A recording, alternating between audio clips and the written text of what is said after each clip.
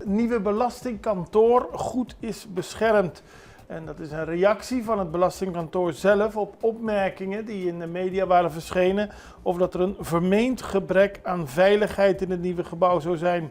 Dat is niet waar, benadrukt de dienst. Het gebouw voldoet aan vrijwel alle vereisten van de brandweer.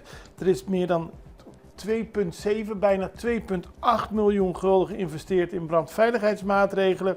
Onder meer door de installatie van 4 noodtrappen, uitbreiding van het aantal uitgangen, voldoende brandblusapparatuur, brandwerende rolluiken, volledige omheining van het terrein en een portiersloge die 24 uur per dag is bemand.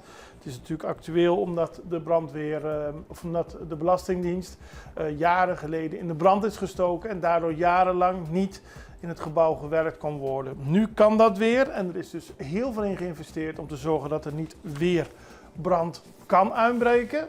En als het uitbreekt,